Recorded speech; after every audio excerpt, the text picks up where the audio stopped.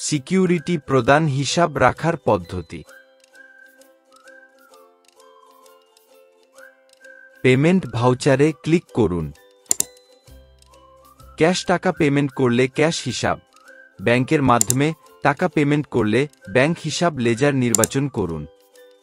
Payment পার্টিকুলারে দোকান সিকিউরিটির laser নির্বাচন করুন। লেজার তৈরি করা না থাকলে নতুন লেজার বাটনে ক্লিক করুন।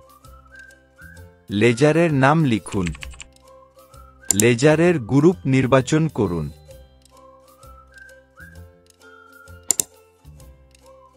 সেভ করুন। এখন টাকার পরিমাণ লিখুন। তালিকায় যুক্ত করুন। এইভাবে সিকিউরিটির লেজার তৈরি এবং সিকিউরিটির টাকার হিসাব রাখতে পারবেন। অফিস ভাড়া হিসাব এন্ট্রি দেওয়ার পদ্ধতি। পেমেন্ট ভাউচারে ক্লিক করুন। ক্যাশ টাকা পেমেন্ট করলে ক্যাশ হিসাব, ব্যাংকের মাধ্যমে টাকা পেমেন্ট করলে ব্যাংক হিসাব লেজার নির্বাচন করুন। পেমেন্ট পার্টিকুলারে অফিস ভাড়া বা দোকান ভাড়া লেজার নির্বাচন করুন। লেজার তৈরি করা না থাকলে নতুন লেজার বাটনে ক্লিক করুন।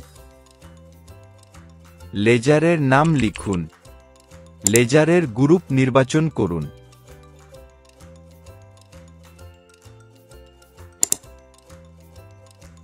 সেভ করুন। টাকার পরিমাণ লিখুন। তালিকায় যুক্ত করুন। এইভাবে অফিস ভাড়া হিসাব এন্ট্রি দিতে পারবেন খুব সহজে। সিকিউরিটির টাকা ফেরত এন্ট্রি দেওয়ার পদ্ধতি। রিসিপ্ট ভাউচারে ক্লিক করুন। সিকিউরিটির টাকা ক্যাশে রিসিপ্ট করলে ক্যাশ, ব্যাংকে রিসিপ্ট করলে ব্যাংক হিসাব লেজার নির্বাচন করুন। রিসিপ্ট পার্টিকুলারে সিকিউরিটির লেজারটি নির্বাচন করুন। টাকার পরিমাণ লিখুন। তালিকায় যুক্ত করুন। এইভাবে খুব সহজেই সিকিউরিটির টাকা ফেরত এন্ট্রি দিতে পারবেন। এতক্ষণ আপনারা জানতে পারলেন সিকিউরিটি প্রদান হিসাব রাখার পদ্ধতি। ধন্যবাদ, শুভকামনা সব সময়।